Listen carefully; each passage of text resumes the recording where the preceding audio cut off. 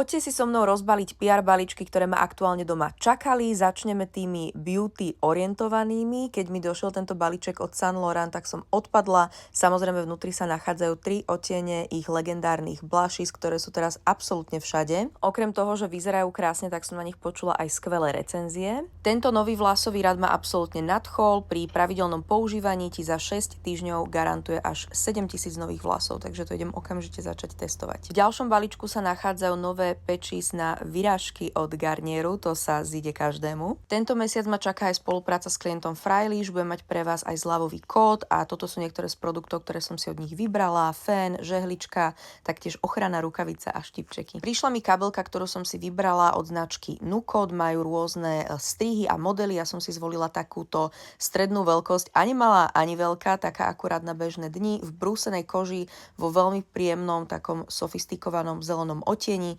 Zelené kabelky si teraz veľmi idem, takže super voľba. No a možno ten najlepší PR balíček prišiel od Papinky, ktorí mi poslali ich dubajskú čokoládu, malinový krém a ešte liofilizované liči, z ktorého už som ponúkla mojim kamarátom, takže chutilo nám a už sme z neho odjedli.